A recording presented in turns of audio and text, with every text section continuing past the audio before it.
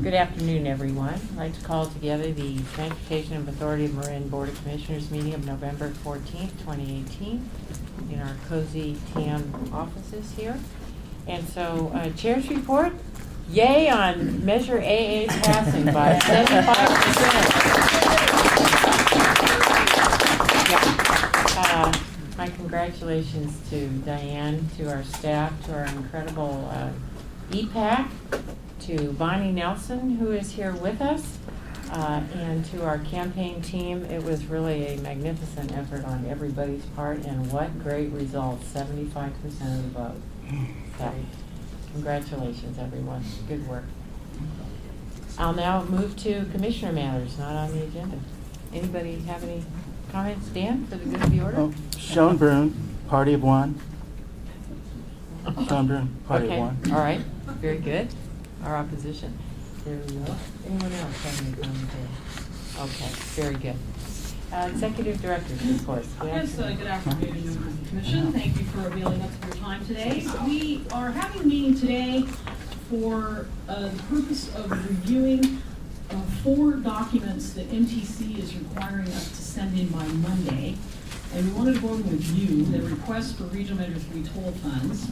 And we have a couple other items, not least of which on the consent calendar is a advancing of funds to keep our crossing guard program going.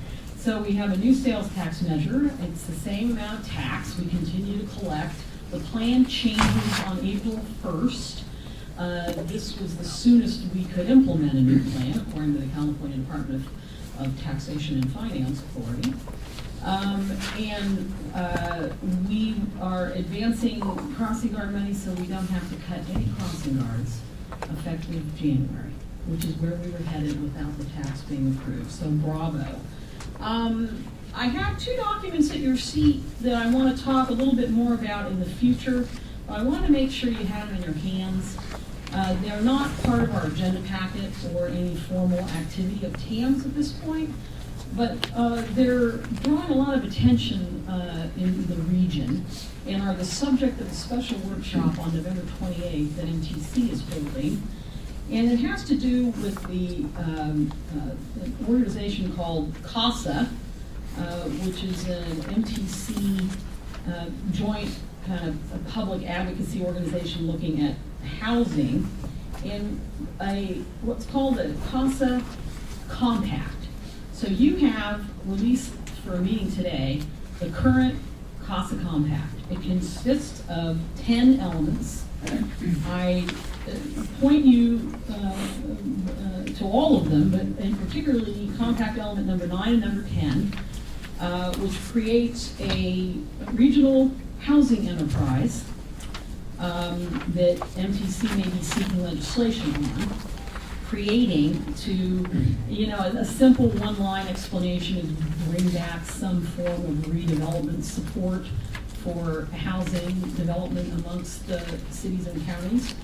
A broader explanation is to address the housing shortage in a variety of ways in the Bay Area. Through reform, revenue generation, and regional leadership. The second document you have, that MTC released last Friday, was their joint advocacy program that they developed with ABAG, and sure enough, right there, number 1, housing crisis, and their intention to seek legislation, and maybe several pieces, that addresses the housing shortfall. So, why is TAM interested in this? Because of the implication that MTC could condition future transportation funding on housing production. And that has been discussed at MTC over the past year or 2, so all of our transportation leaders around the region are paying attention to this to understand what that means. So we have a lot more to talk about, and we share this document, these kinds of documents with your city and town managers. We have regular coordination. They're very on top of this. And so I just wanted to share that with you. But that's just for a little highlight of what's to come.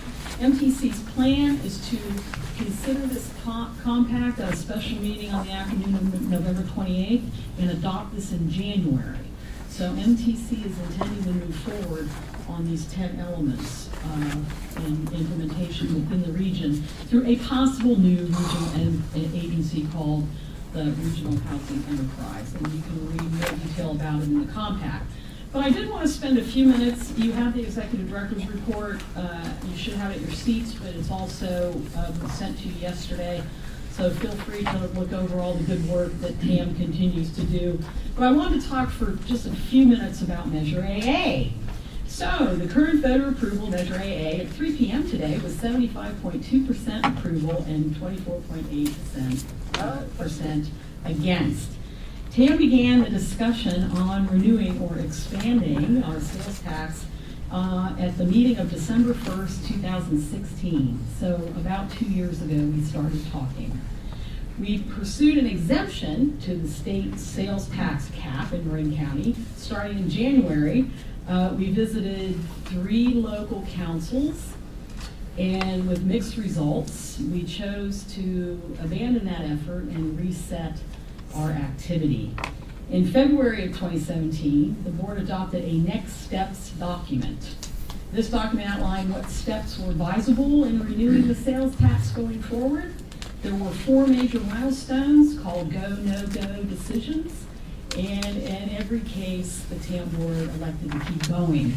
So bravo, and that was a great decision. So thank you. You approved conducting our first poll in May of 2017. We interviewed about 820 likely voters and asked them if they would increase the sales tax from 1/2 cent to 3/4 cent. The results were in the low 60s, and with a 2/3 requirement, it was going to be hard to get us very far up, 10 points or more, to assure the likely approval of a 3/4 cent. So you directed the formation of a 24-member expenditure plan committee. There might be a few of those EPAC members here. They were tasked to develop a plan that maintained the current tax level. That 24-member advisory committee delivered a unanimously approved plan to the board in December of 2017 for a 1/2 cent sales tax renewal. A second poll based on the plan was conducted in January of 2018. The poll asked for the public acceptance of a 30-year tax extension. It received 77.9% approval, and after 9 oppositional arguments, our pollster Brian Godby said he's never asked 9 oppositional arguments before. It dropped to 73.2%, which was still pretty strong and gave you enough support to go forward. You directed staff to visit all 11 local jurisdiction councils and the board of supervisors to receive input. We conducted those presentations with Marin Transit staff by our side at every meeting. The final draft expenditure plan was adopted on April 26, 2018, amid some deep discussion regarding electric vehicles. And someone knows about that. And crossing guards. Both of those issues were addressed in the final plan by dedication of funding or by us putting other fund sources on the table. In May, June, and July, we returned to all 11 city and town councils and the board of supervisors and received approval of the final plan. Only 2 council members over all of Marin did not support the final plan. 1 abstention and 1 no vote. We believe they might have been confused. Along with the 24 council and BOS presentations, we presented to over 40 organizations in that period of time in May, June, July, educating them on what was included in the plan. In July, the board adopted an ordinance to proceed with the extension of the tax, a sequel finding of exemption on the plan, and directed that it be placed on the ballot. The board of supervisors agreed and directed the ballot be developed on July 31st, 2018. In early September, we realized the table of contents in the plan did not match the pagination. We talked to the registrar, who said it was too late, and there was momentary panic, but it did not cost us any votes. We spent $79,890 on the polling efforts. We spent $146,259 on all the other consultant support to develop and design the plan. The campaign team developed the KeepMarinMoving.org website. 50 individual local leaders and 14 organizations endorsed Measure AA. The campaign raised funds from 67 different donors, including many people in this room. Board members and volunteers helped place lawn signs in their communities. 14 people volunteered to wave yes on AA signs on Monday afternoon before Election Day, and on very early Tuesday morning at 6:30, was it, guys? And some of those volunteers could be in this room. And that completes my report, Madam Chair. Thank you. You leave us breathless. That was a great effort over 2 years, really. Thanks to all the board for their support along the way. Very good. Do we have any questions of our executive director? Seeing none, we'll move on then to our next agenda item, which is public open time. Are there any members of the public who wish to speak to us? Winter, Larkspur. First, I'm delighted with the results, and it sounds like a magnificent team effort. I have just one brief AV comment to make, very brief. I'm delighted to look at agenda item 6F and see that her smart rides to lift are doing well. What I'm thinking now is that TAM might begin to look forward to autonomous shuttles. 3 news items indicate that interest in AVs for short distance travel may be increasing. First, Waymo is partnering right now with Valley Metro in Phoenix to test AV rides to and from Valley Metro's commute buses and trains. Second, Napa has applied for a grant to begin an AV shuttle between its downtown hotels and its Oxbow entertainment district. Third, AAA has recently ended its 1-year test service in downtown Las Vegas. The results appear to have been good, with much rider satisfaction reported. And I have links to all 3 projects so you can learn more about them.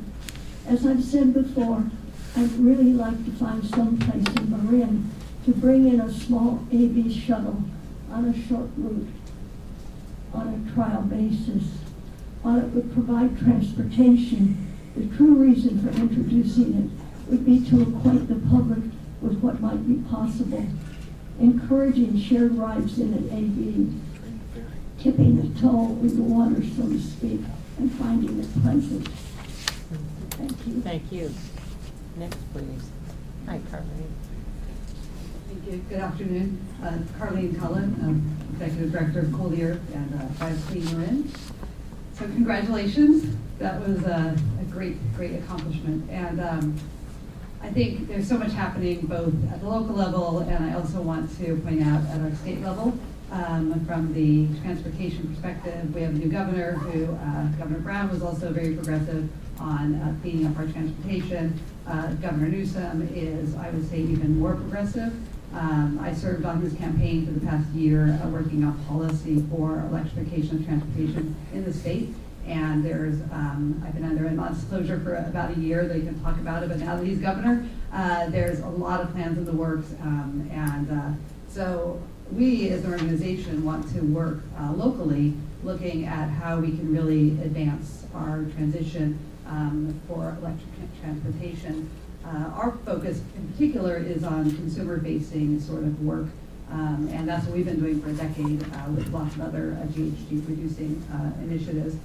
So Marin, we have this really incredible opportunity that I think is quite unique in the state to be a leader in electrifying transportation and actually become the lowest carbon emitting county in the state, because we have Drawdown Marin and we have MCE Clean Energy. We now have Measure A and Measure B that have an opportunity for funding for carbon reduction. So those things are pretty unique to have all of those.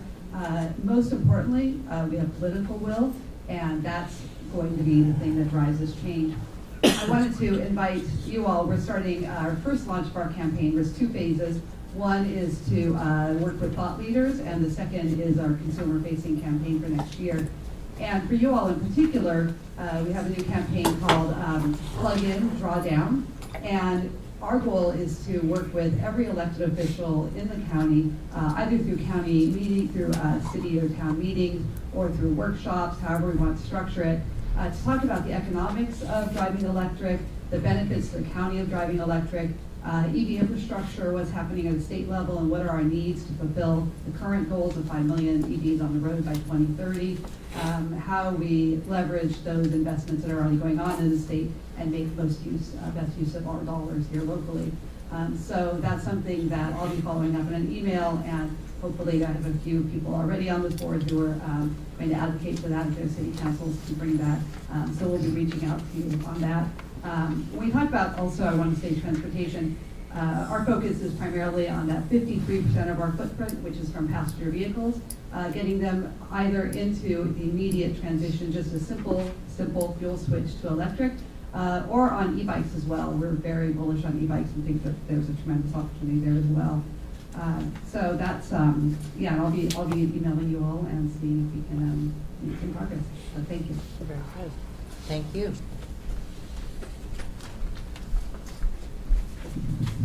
Good afternoon. Jim Elias with the Marin County Bicycle Coalition. I heard there was cake. Did you ride your bike here, Jim? Of course. Okay, you can have cake then. 75%.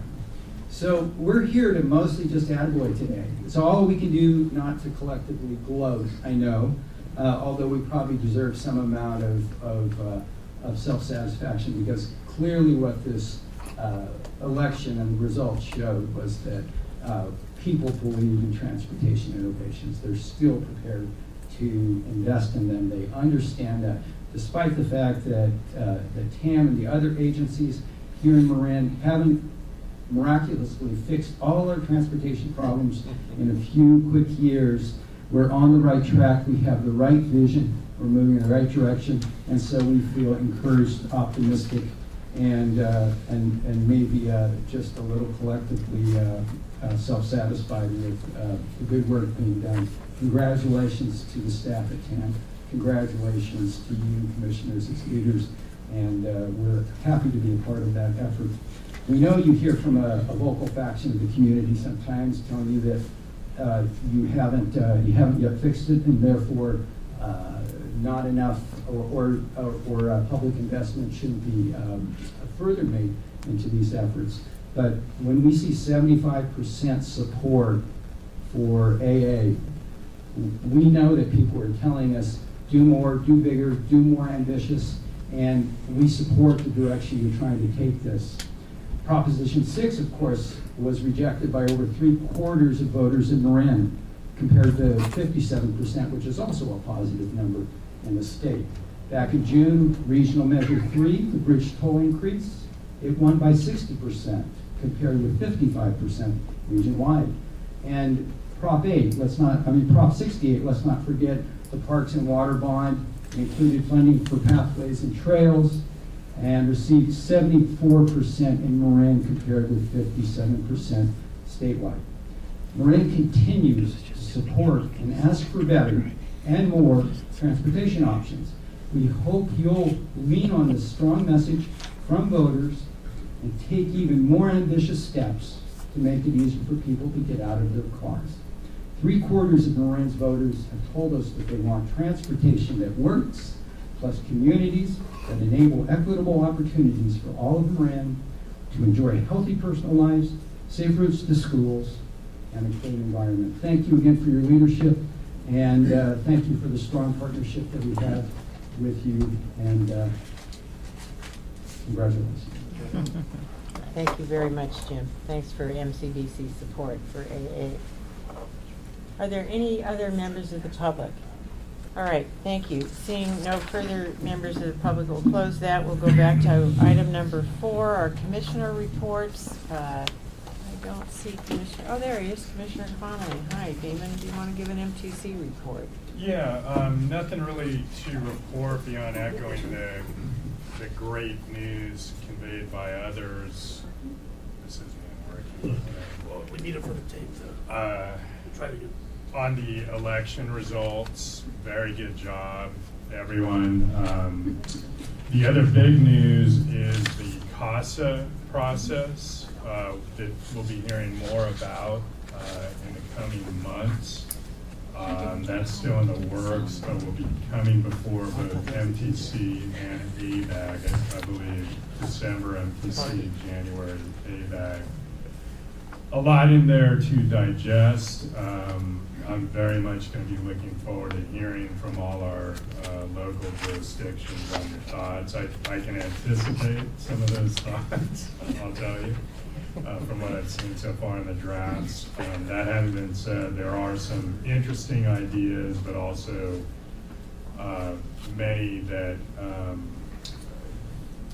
raise issues that we're well versed in terms of advocating for, including local control and the like. So more to come on that. Okay, thank you very much. Marine transfer report, I do not have a report this afternoon, so we'll move to SMART.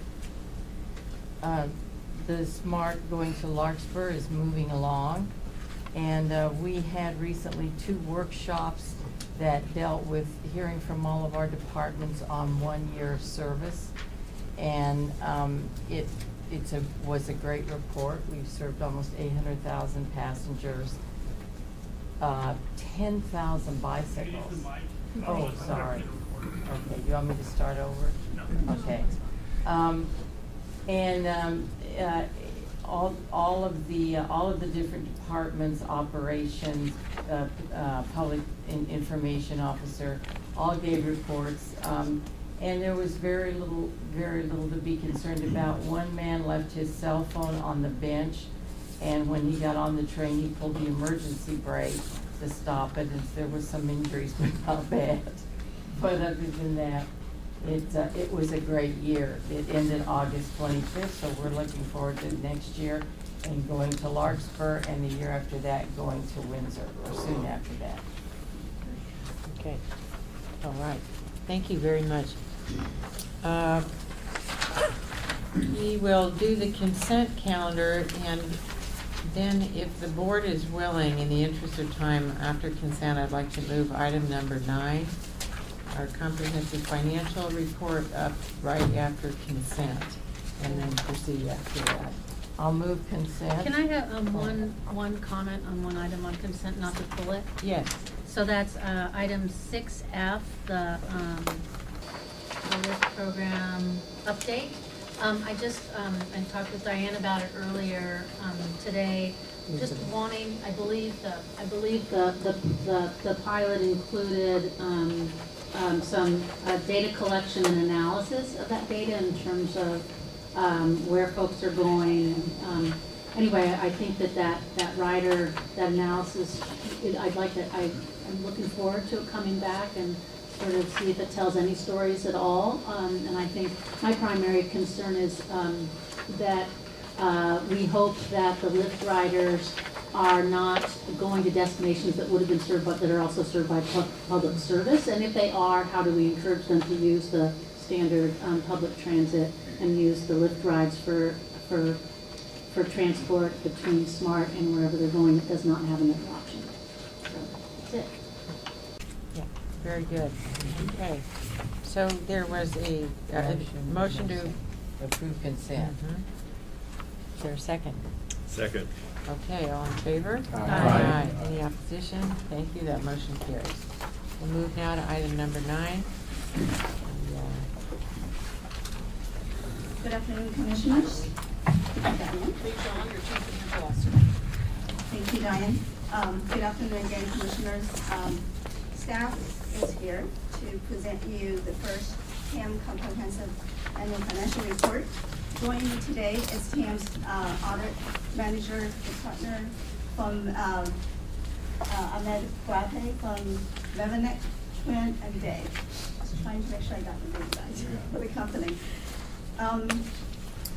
In prior years, well, even though this is the first cover for this agency, I'm sure with your local jurisdictions as well as the other boards that you serve on. You probably have seen many copper before. In prior year, because of the relatively straightforward operation of this agency as a planning and funding agency, the fact the agency had only contract employees up to the end of last year, therefore there's no pension and OPEB issues they have to deal with, and also the limitation of staff resource they had. So we only prepared the basic financial statement for your review and acceptance. As you all know, as of January 1st this year, TAM actually hired all contract employees directly under this agency. We also entered into direct benefit contract with Coppers for all the pension benefits. Also, as of July 1st of this year, TAM also joined the Coppers Health Program for and providing health benefit to all employees through that program. And as you all understand, through that program, we also introduced OPEB liability into our financial picture. So with all the change, along with the expectation that Measure AA will pass, as we all know, with the 75% support, staff think it now is the right time to produce a comprehensive annual financial report for this agency. This way, the citizens in Lorraine actually have access to more comprehensive financial data, and they can also understand TAM's operation better through the information we could include in the report, and also, understand some of the issues that they concern with the introduction of the pension OPEB liability into this agency's financial picture. So,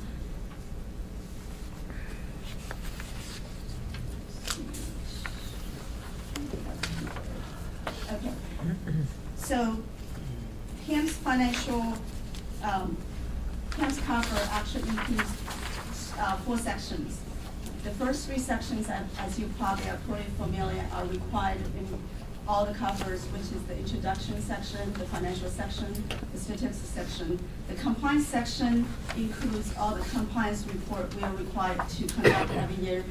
In our case, this year is the single audit, which is required by the federal grants we received. Also, the 5% Measure A compliance element cap compliance audit that we're required to do per the expenditure plan, as well as in some of the years, we are required to do compliance audit for the TDA funds we receive. So since we are doing the comprehensive report, staff feels it's better we combine all the reports together, and this way, this is a central location, you can access all the financial and compliance audit report for the agency. In the interest of time, even though I'm very excited to share you a lot of details in the report, but in the interest of time, I'm actually only going to spend a few minutes to highlight some of the information in the introductory and the statistical sections. And Ahmed actually is going to report the audit results and some of the issues that, some of the items that he wants to highlight under the financial and compliance sections.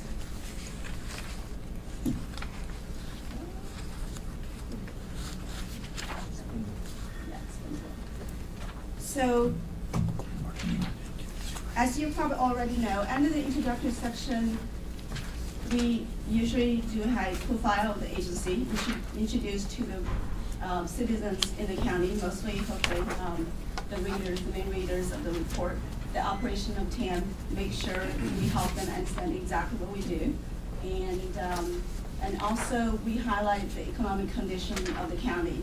As you can see highlight in the slides, we are one of the most wealthy and viable counties in the state and have a very strong and stable economic base, which definitely helps with our revenue source. And then we also talk about long-term financial planning for the agency. In this case, in this specific report, what we highlight obviously is the extension of the Measure A sales tax. And then we also include the major project initiatives that we are planning to take on in upcoming years. And we highlight a couple projects here, but there are definitely more that included in the report itself.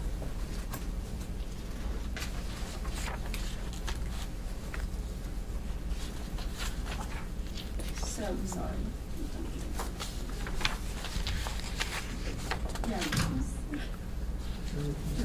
Okay, very quickly, I just want to highlight a couple of the charts we have included in the report. This first one is the population growth for the county.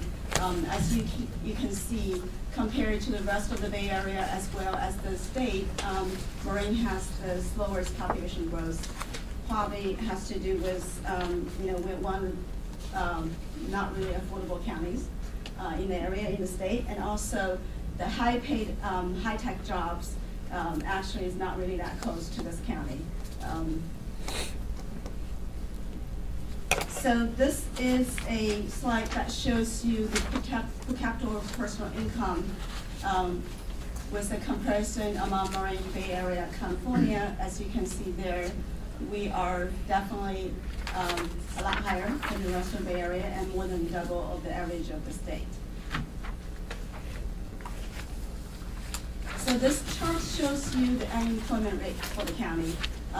Probably not surprising here, you can see we are one of the counties has the lowest unemployment rate in the state, and the most recent statistics shows that we are the second lowest in the Bay Area after San Mateo County.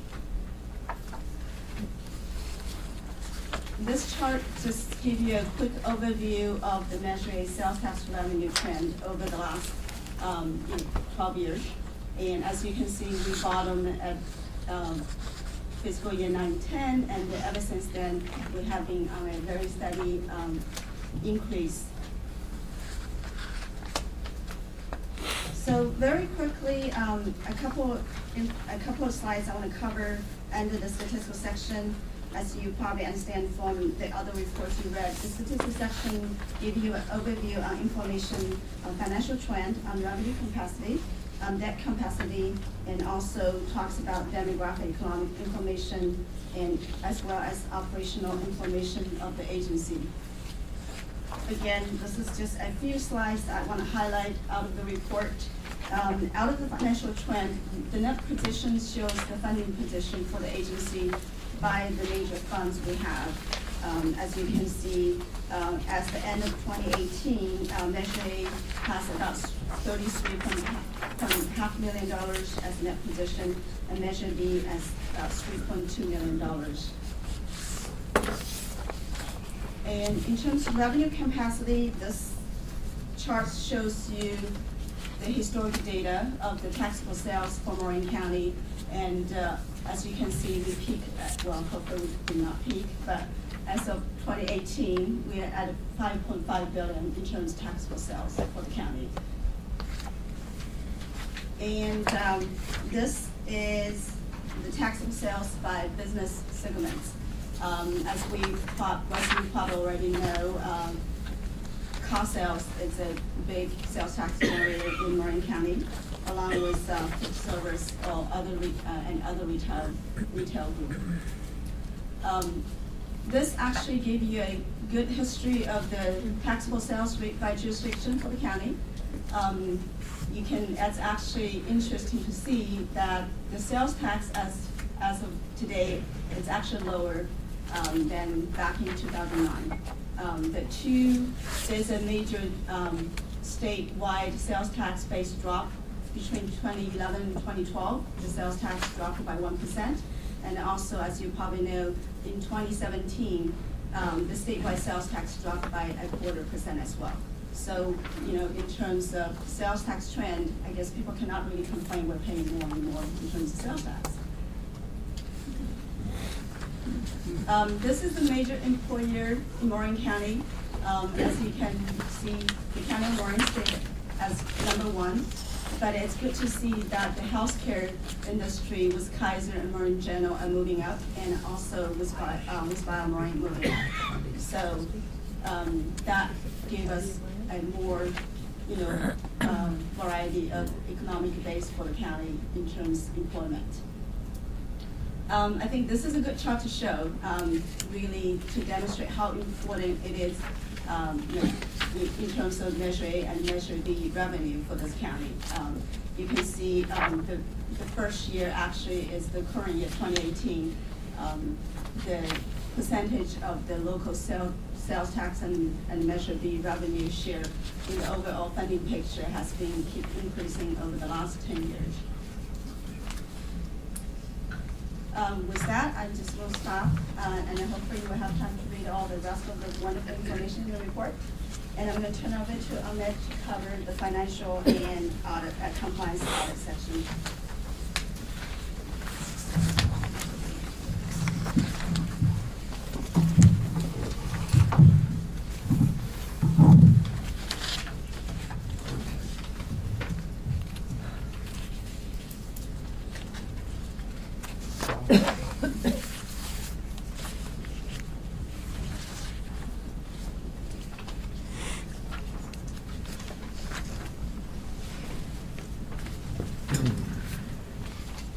Use that facility.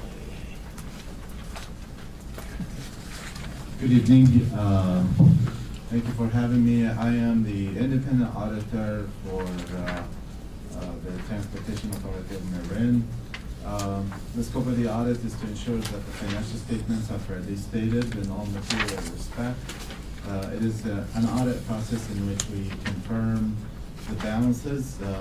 We look at your cash, we look at your sales tax revenue. Those are items that we typically confirm with the state and with the banks.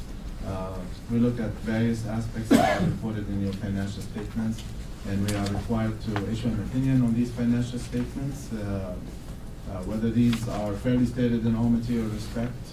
I'm pleased to let you know that we issued a clean opinion on the fair presentation of these financial statements. This year, obviously, it's a comprehensive annual financial report. It is more inclusive of information that is over and above what you've seen in the past, which are basic financial statements. It includes those additional sections that Lee had talked about. The scope of the audit, again, is to ensure that these are fairly stated, and that's the scope of the audit, and we issue a clean opinion on these financial statements. Just quick financial highlights. The net position, which is basically your assets minus your liabilities. This is basically equity, amounted to about $40 million, 39.73 as of June 30, 2018. Cash and investments were about $51 million. Most of it is located with CalTrust, with some of it located in the Bank of Marin. There's some receivables there. These receivables are basically sales tax. They're May and June collections that comes in July and August. Some liabilities there related to the pass-through money and related to some of the capital projects. And then the net result, which is what we refer to as net position, ended as of June 30, 2018 at 39.73. This net position obviously is restricted for transportation projects and programs. This year has been unique in terms of changing these financial statements so that it complies with additional accounting requirements. Specifically, there's a big accounting pronouncement out there that all of you are familiar with, which is GASP 68, requires agencies to report their proportionate share of their pension liabilities. TAM participates with CalPERS in a cost-sharing plan, and TAM is required to report its proportionate share. That proportionate share at the end of the year was about $343,000 as of June 30, 2017, the measure as of 1 year behind. Effective July 1, 2018, which is the upcoming fiscal year, TAM will also have to adhere to a new GASP out there, which is GASP 75, requiring employers to report their health benefit-related liabilities, but that will be effective and implemented in the upcoming fiscal year.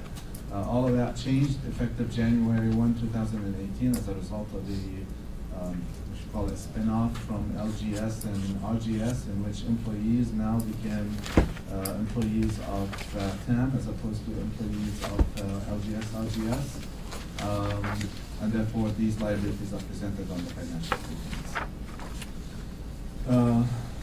You are a local government, so you are required to undergo certain compliance requirements. There are two major compliance requirements here that we audit at TAM. One is related to federal funding. You do receive federal funding for highway planning and construction from the Department of Highway. It passes through Caltrans and then comes to TAM. So you are required to undergo a single audit that has specific compliance requirements, and I'm pleased to let you know that we issued a clean opinion on compliance with the federal requirements. And then with respect to the admin cap, that's also something that we audited, and I'm pleased to let you know that also TAM did not exceed that cap that they are allowed for admin-related costs, 5% and the 1% with respect to Measure A. And that's pretty much it about the financial statements, and with that, I'll be more than happy to take any questions. All right. Very good. Thank you. Are there questions from the board? On the report? Yes, please, Eric.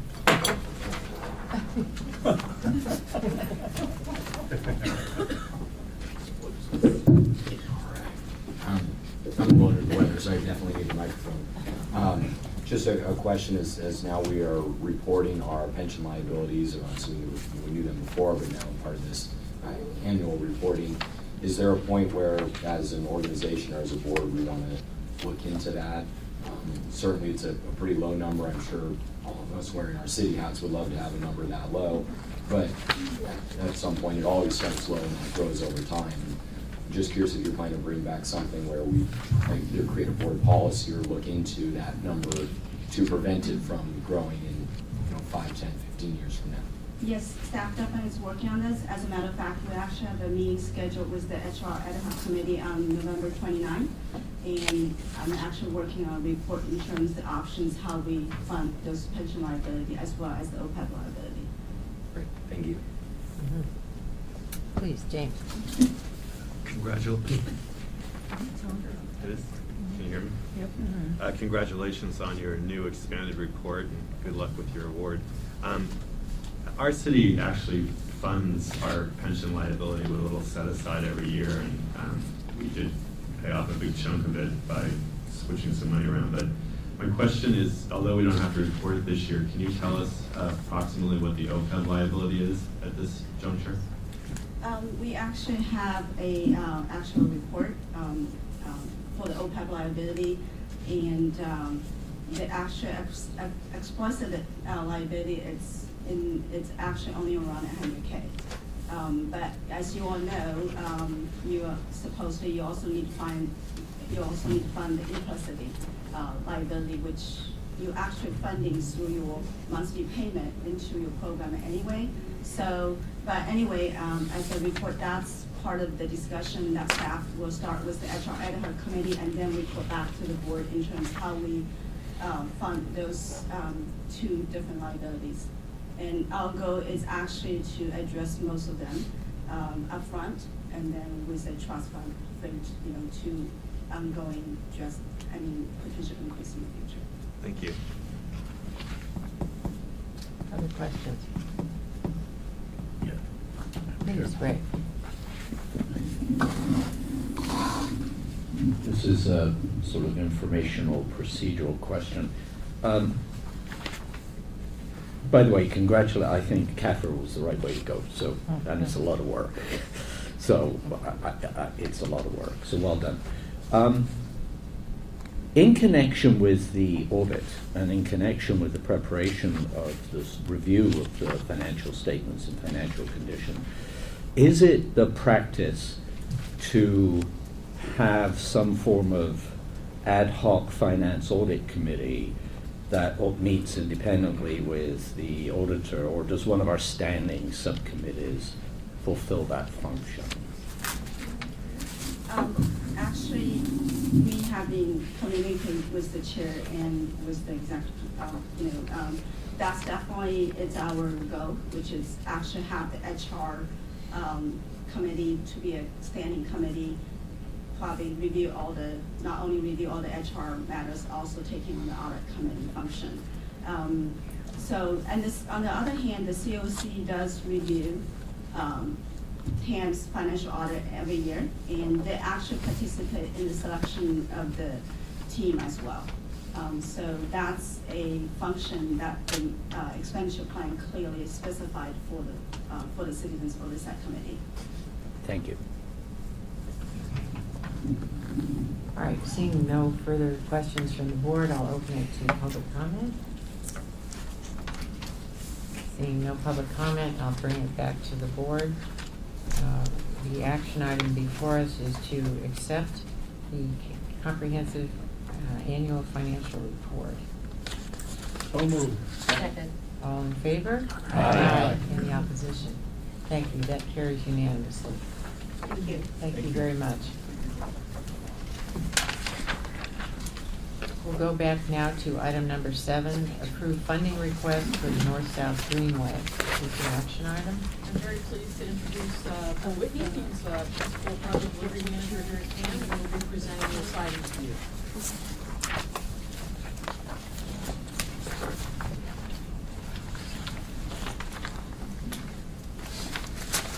Good afternoon, Commissioner. Bill Whitney, Project Manager. I have a brief report for you, and then I will summarize the actions that are being requested.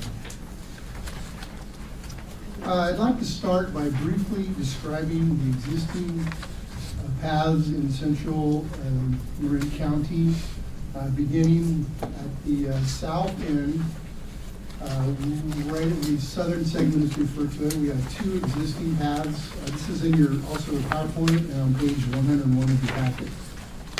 But we have 2 existing paths at the intersection of Warren and Lakewood Highway. One comes to the south along the waterfront down to the Village Shopping Center, and then one going to the west into Larchmont. Oops. So again, starting from the south going up, the next path that's being planned in the environmental stage is the southern segment, what is referred to as the southern segment. And that goes from the intersection of Old Redwood Highway up along the railroad alignment, and then it will cross the private easement that we'll need to acquire. Going north, we then touch the northern segment, which will take you up and over Corte Madera Creek, and we are in the final design stage of that, and we'll be going into construction this summer. Then continuing north, you go to the recently completed Central Marin Ferry Connector up and over Sir Francis Drake. That was completed in 2006. Then that ties into the Cal Park Tunnel Pathway, which was completed in 2010, which takes you up to Anderson Drive in Santa Fe. At Anderson Drive, then we are going to enter the Santa Fe segment of the North-South Greenway, which we contributed funding to. And credit to the city of Santa Fe, they're working with SMART, and that is under construction now. That takes you up to 2nd Street. Then we do have a gap that is going to be looked at as part of the Bettini Transit Center to get you up to Mission Avenue that goes to the Portosola Hill Pathway that we completed, I believe, in 2010 and 2009, taking you up to North San Pedro. Then that ties into the recently completed SMART pathway that takes you up to the Civic Center. So we have been working away at this for years and are successfully closing the gaps in our North-South Greenway. When the board accepted the monies from MTC to implement the North-South Greenway, we chose to segment this into 2 segments. One is the northern segment, and our partners are TAM, Caltrans, and the city of Larkspur. The southern segment has more partners. It has TAM, the city of Larkspur, County of Marin, Town of Corte Madera, SMART, and then the private property owner that I had mentioned. This is an exhibit of the southern segment. So again, here is the intersection of Old Redwood Highway and Warren Drive. The path will go along a segment that is controlled by the Town of Corte Madera, go along the railroad alignment that is controlled by SMART, and then across an easement that we, as I mentioned, we need to acquire, and then tie into the northern segment. Here's an exhibit that shows the northern segment. So I'd like to start from the Central Marin Ferry Connector. That'll take you in the black line. That'll take you up and over Corte Madera Creek. This is really 2 very separate projects.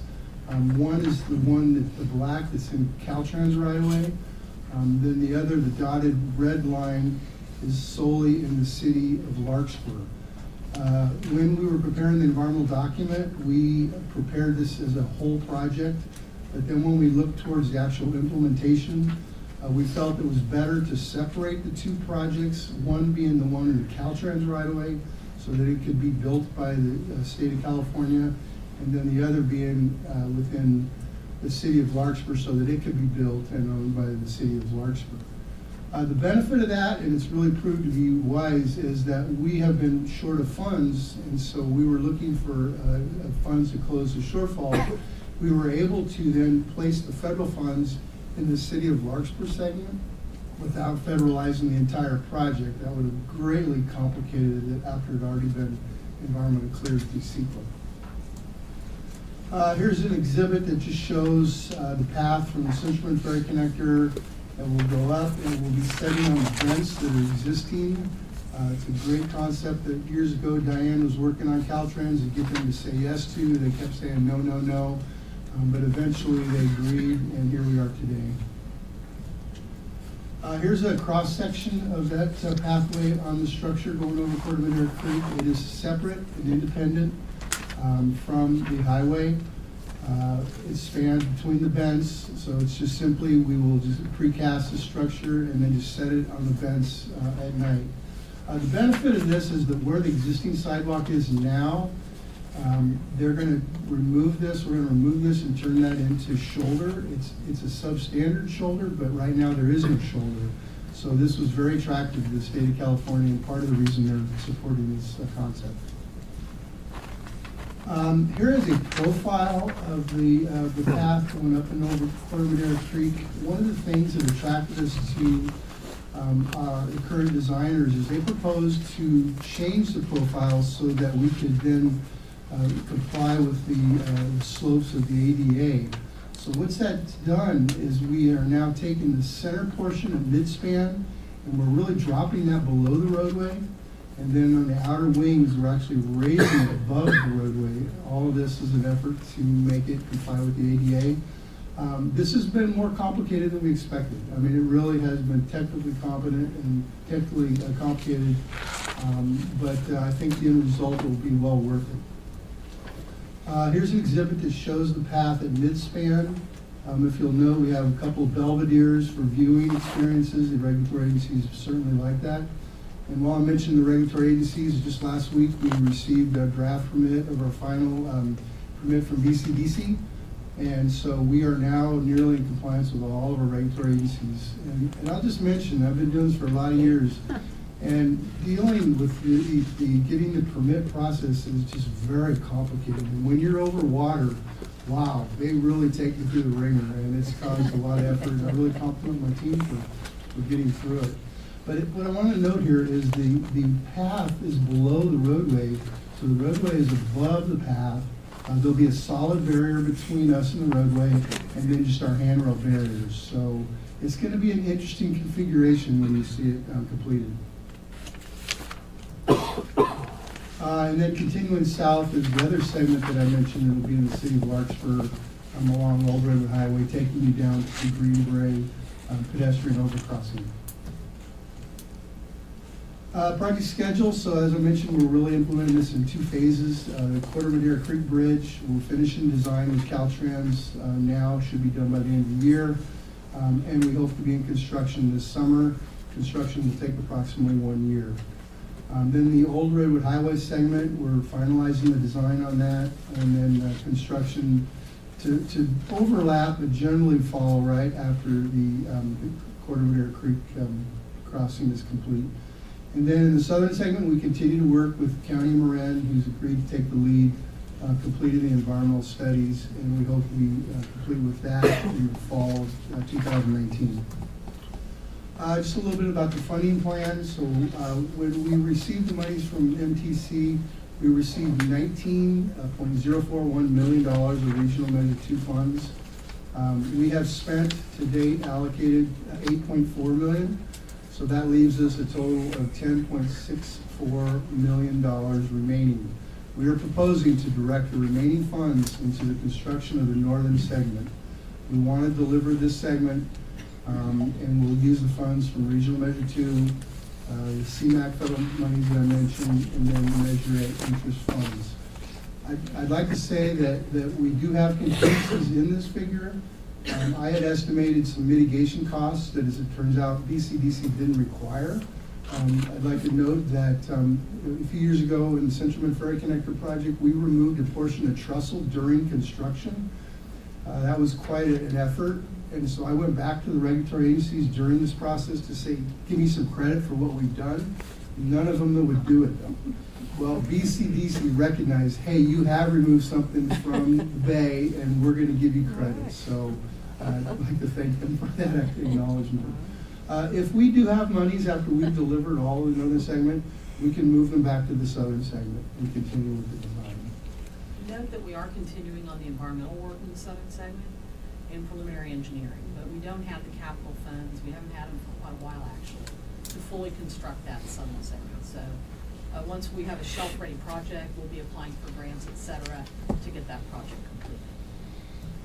And finally, the recommendations from staff are that we approve the allocation request to MTC in the amount of $10.64 million, authorize executive director to enter a cooperative agreement with Caltrans in the amount of $10 million that will cover the capital and construction administration that they'll be managing, and then allocate $400,000 at half cent transportation sales tax that the board previously programmed but did not allocate. And again, this project has just been very complicated on a lot of different areas, and my designers have stepped through all of the hoops, and we've encountered additional unforeseen issues that we still need to resolve. So that concludes my report, and I'd be happy to answer any questions. Yeah, other questions for Bill? I don't believe there are. Okay, are there comments from members of the public? Bjorn, please. Just a minute.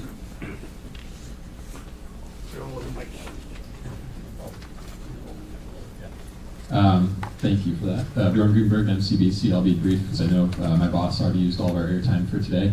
I just wanted to come up. It's not the first time I've been here to talk about this project, and it won't be the last. Just wanted to say thanks to Bill and the project team, and to you all for your support for this important project. People are really excited for this one, not just people who bike, but people who walk. I don't know if you've been over that existing overpass. It's pretty narrow. You get pretty cozy with others using it. So, yeah, just wanted to say thanks, and it's really exciting to know that we'll have a couple of ribbon cuttings on the North-South Greenway over the next couple of years between this and the pathway on Santa Fe. So thanks a lot. Thank you. Okay, seeing no one else from the public, we'll come back.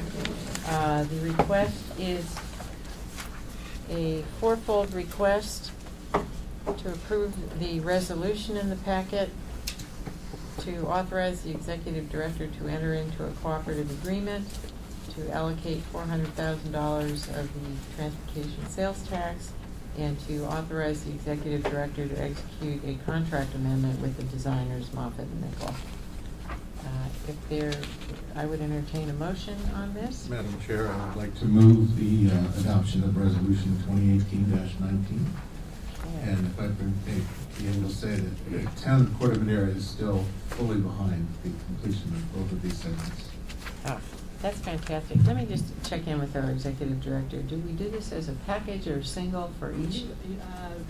You're welcome to do it as a package. Okay, I thought so. Second the motion. We just move the whole package. yeah. Okay, And the funding. we have a motion and a second from Larkspur. All in favor? Aye. Wonderful. That motion carries unanimously. Thank you, Bill. We'll move now to item number 8. This is the time-sensitive issue that caused us to meet today, accept 3 initial project reports, and concur with 1 additional for submittal to MTC. It's an action item. Yes. Thank you. I'm going to be introducing the staff that are going to talk briefly about the 3 projects that we intend to ask for funds from MTC to both continue work and to start work. These projects were all included in SB 595, which was the basic legislation that created Region Measure 3, approved by the voters, as you heard, by about 55% in June. These funds are much needed. we've spent a lot of time talking about these projects over the years, so we wanted to give you a preview of what we're asking for, the dollar amounts, the schedule, the work that's going to start in your community. So we're going to start, I believe, with Nick. You can start with the Rince Arrows. I will. All right, he's going to tell you about the status and what we're requesting from Rince Arrows. Please be aware that there is still a bit of a cloud over the allocation of Regional Measure 3 funds because of a protest from the Howard Jarvis Taxpayer Association and some other related litigants that may prevent them from allocating as soon as we would like them to. We will keep you apprised of activity regarding this. In December, MTC will hold a public hearing adopting a new toll rate for the bridges that possibly could trigger a injunction being pursued by the opposition. They hope to be able to start collecting January 1st. We'll see what happens with any injunctive relief that's sought regarding that. And then they have indicated informally to all of us who are lining up to get these funds that they may not be able to allocate right away. But we are going to request the funds be allocated as soon as possible. And so with the, I'll turn this over to Nick, who will talk about 2 of the 3 projects. Thank you, Diane. Good evening or good afternoon, Madam Chair and Commissioners. So I wanted to brief you on 2 of the 4 projects that we're submitting initial project reports for. The 2 that I'm going to present on is US 101 Rince Arrows as well as State Route 37. Both projects have been near and dear to my heart, and I've also gave you much update on the 2 projects. On the Rince Arrows project, I'll be really brief. I wanted to just first acknowledge that the northbound and southbound of the B3 project is open for business, and so that's quite an accomplishment. Caltrans was very happy about the traffic switch, and that, in a nutshell, actually is what they view as substantial completion for the project. Now they're essentially working on the frontage road in Sonoma County, and so kudos to Caltrans and the project partners, including Sonoma County Transportation Authority as well as us here at TAM.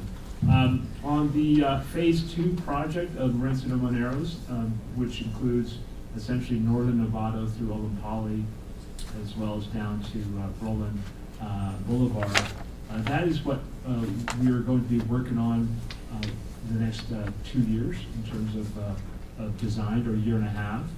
We're submitting an initial project report to MTC to get funding for the construction of Phase 2. The allocation for us, for TAM as well as SCTA and Caltrans was $120 million. We have been told by Sonoma County that they would need $30 million of that $120 million. And so we will be submitting initial project report for $90 million. That will not actually complete the construction cost for the estimate that we have so far. So we will be looking for other funding sources when we attempt to go out to bid in the spring of 2020 on this project. So we'll be applying for funds through the SB1 Solutions for Congestion Corridors program, and hopefully, since that is also written to legislation, we would be successful in getting additional funds for that particular project. So that is Rince Arrows IPR. Okay, so Diane has just pointed out to me that in terms of our request, our immediate request, we'll be requesting $4.8 million for design funds in this particular IPR. So I'll move on to State Route 37. Nick, Yes. excuse me, Nick, if we could do questions in between each Sure. one, that'd be great. And I think Judy has a question. What 30 million is Sonoma asking for in this first of You know, 120? this is informal exchange of information. We have not confirmed with the management of SCTA exactly what the dollar amount will be. So we have to meet and confer a bit more on that. But they want to finish the project that's left to be built. When everything under construction is done, there'll still be a gap for them between between 116 and East Washington, around East Washington, up and over to North Petaluma Boulevard North. That's still 2 lanes each direction. That's what they have to finish. They have Measure M, they have some SB1, but they're short. Do they need the full 30, or can we claim some of that back into Marin? We don't know. So How much do we need to finish it? Is the 130 we have, would that finish what we need to do? The 120 Oh, 20. million that is available in RM3 would be very close, if we could get it all, to finishing what we need to do. So them claiming some of those funds creates a gap for us. Got it. So we got to do some negotiating here. Thank you. Yeah. And will that come back to the board for action? Absolutely. Possibly very soon. Otherwise, we're in the unfortunate position of having to further phase the completion of the project. Yeah, Which we didn't really want to do. I know. But we got to decide whether we can move on or not. Right. Okay, please. So the other project that we'll be submitting an IPR to MTC for is the State Route 37 work. The policy committee of State Route 37 met on November 8th to talk about what further projects could be developed along the corridor from Novato to Vallejo. And it was agreed to at the policy committee that various projects should be forwarded, and you have before you on your particular list a set of projects that was approved by the policy committee. In terms of TAM, we'll be submitting a project in the amount of $3 million within the next 12 months to conduct a detailed study of the corridor in Segment A only. And that Segment A does comprise Marin County as well as Sonoma County. And so the idea is to study what other opportunities exist to provide sea level adaptation for State Route 37 along Segment A, as well as to protect flooding occurrences that we experienced about 2 years ago. That is what we'll be submitting to MTC for State Route 37. Any questions? Yeah, please. How does this 3 million relate to the 15 million, which I think we all discussed and approved at the last meeting? Or that west segment? Yes, so this 3 million would be an initial allocation by the policy committee to TAM to conduct the study. Should this $3 million study develop into an actual project, we could potentially ask for additional monies from the overall $100 million that's going to the corridor.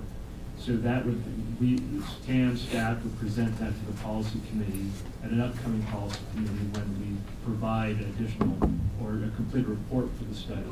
And it's deemed that there's a lot of value to furthering that project. And so we would ask for perhaps the remainder of the $13 million, which would be $12 million in this case, to perhaps conduct an environmental evaluation or clearance for the particular projects that we defined in our study.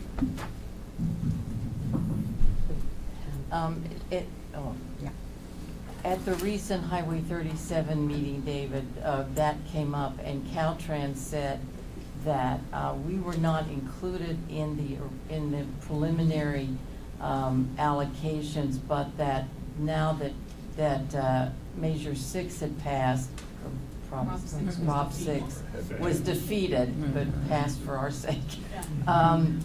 That they were gonna look at it because they knew how important the flooding was, of course, in the Novato Creek, and they were gonna come back with another number.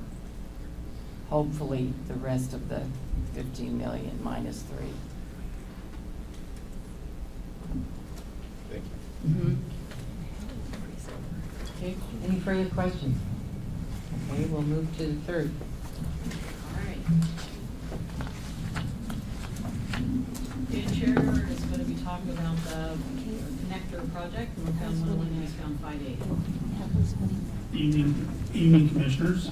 Yes, I'm going to talk about the direct connector. As Diane said, it's from northbound 101 to eastbound Interstate 580. We've been talking about this project for quite some time. We've talked about various alternatives. The one alternative we set ahead in RM3 is shown on page 129, where you can see that the new alignment of the direct connector is pretty close to the existing alignment for the existing exit for Bellum Boulevard.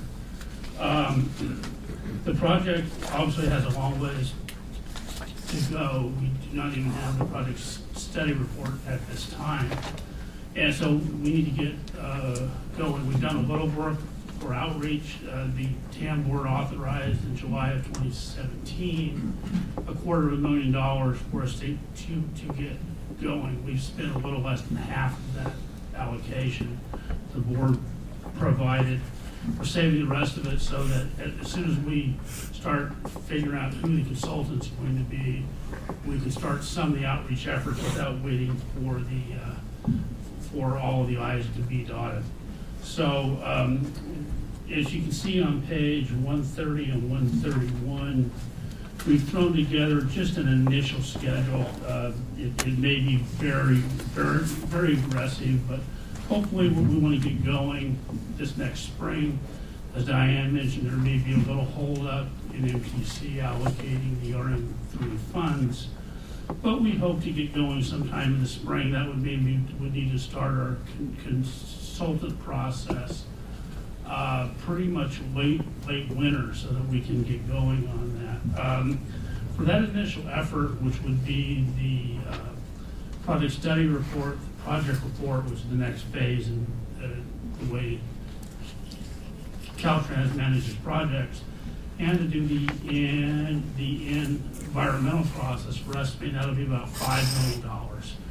So as you can see on page 131 on the bottom, our initial ask from RM3 for the direct connector will be $5 million. There's a little misprint there. The $250,000 that we allocated from our own funds will not be included in that ask. So if you have any questions, we're happy to answer them. Questions from the commissioners? All right, thank you, Dan. I'm really sorry. Yes, please, I'm really David. sorry to be Oh, it's all right. to slow down, but the graphic on page 129 is really, to my eyes, utterly unclear. Yes. Because the third dimension is not rendered.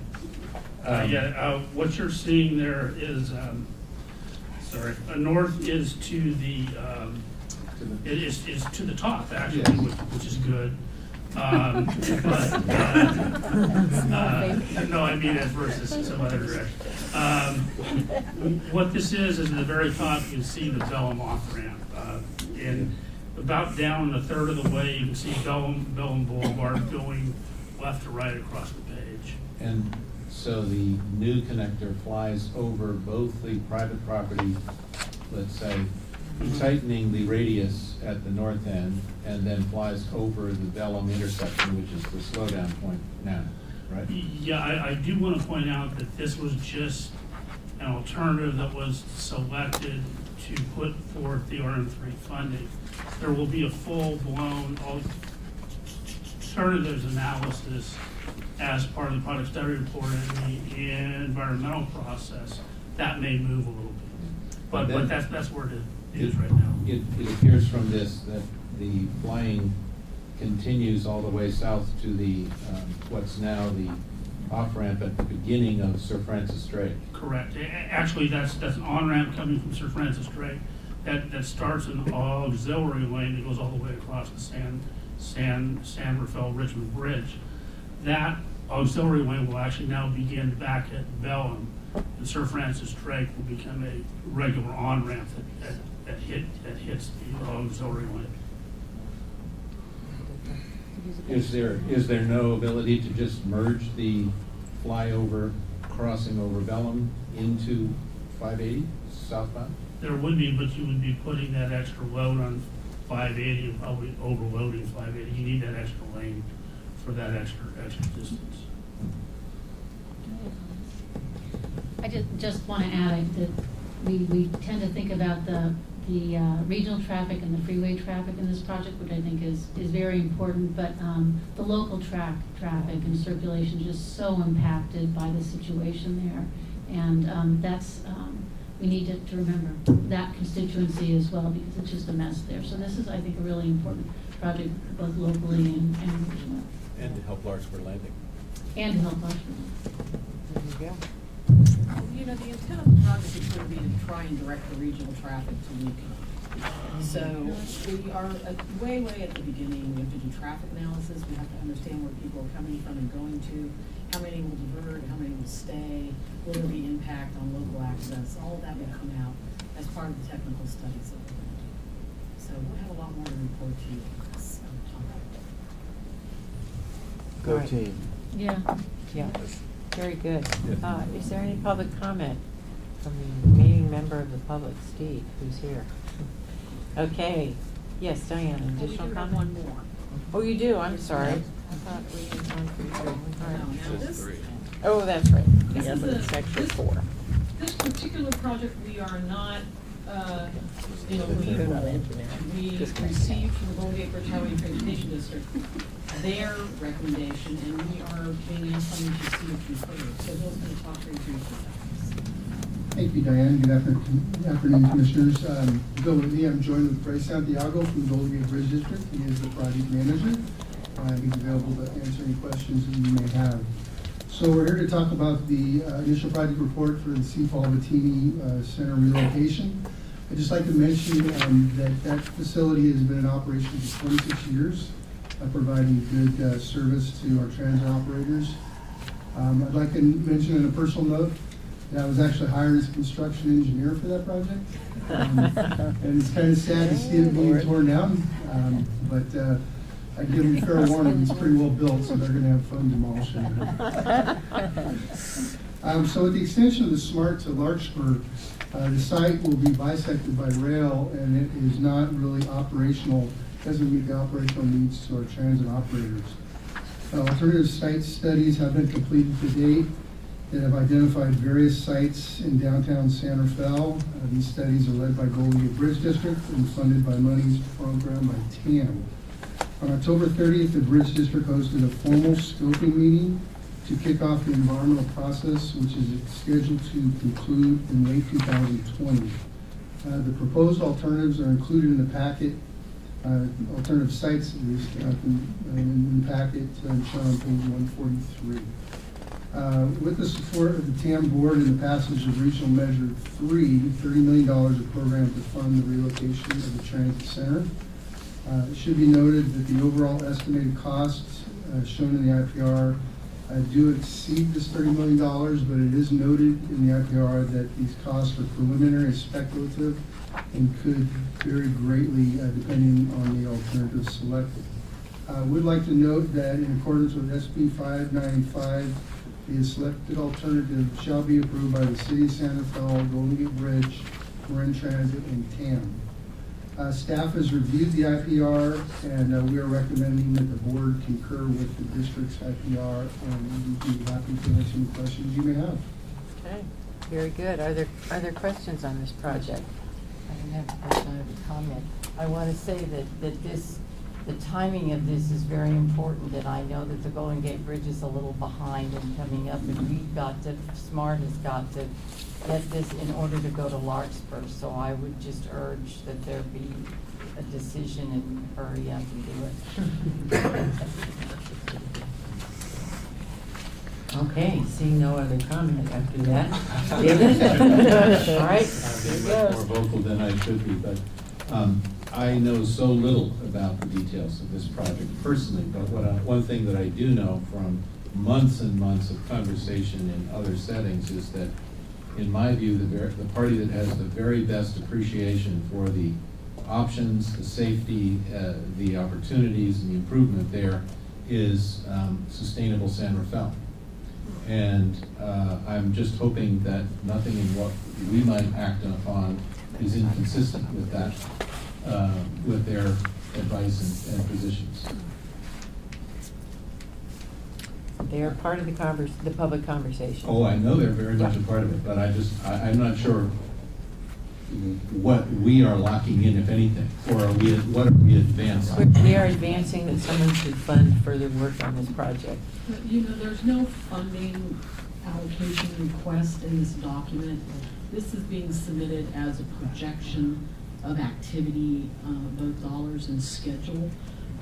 Gold Gate Bridge completed their scoping meeting October 30th with very strong attendance.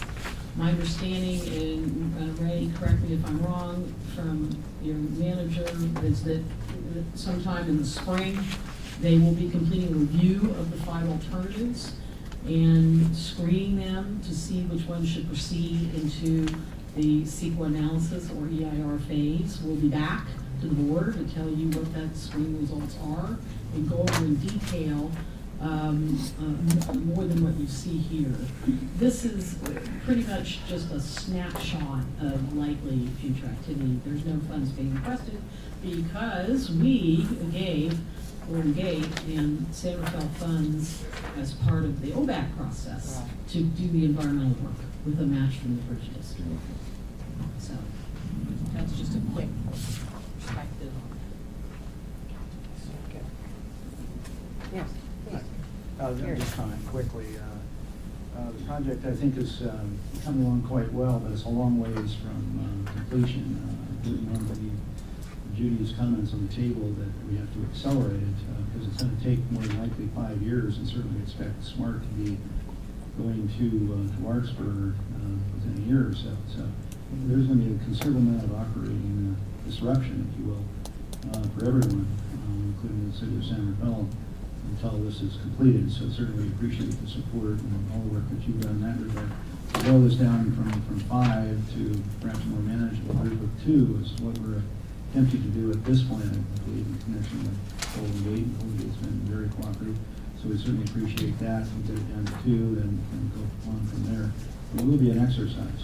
You noted that 4 separate parties with perhaps separate and distinct interests need to agree upon this, so that's going to be an interesting process. But certainly we appreciate the support that you've provided all along, and it will be a long drawn-out process, but we look forward to working with Golden Gate on this as well as the other constituents. Thank you. You know, I want to thank Ray for joining us today, and Ray just asked if there's any other comments that you'd like to offer today? Just any other point you'd like to make about the project? We appreciate the support of TAM, as one of the project partners, and this process has been going on, well, just this phase of the project has been going on for about a year, but it kind of was preceded by the city's effort to conduct a study, which concluded in 2017. And so, yeah, we've been working together with the partner agencies, and we appreciate the support. And we're hoping to at the end have something that we could all be proud of here in Marin County. Thank you very much.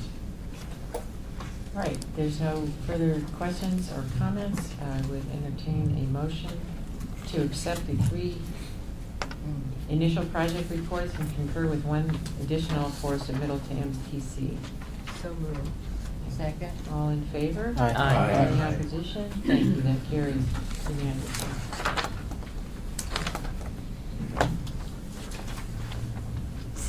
Is there a Caltrans? It's like Caltrans report this evening. Okay, very good. With that, I'd like to thank our staff, and we will adjourn to closed session, which will take place right here. We're going to take a short break, a couple of minutes, and then we'll reconvene closed session.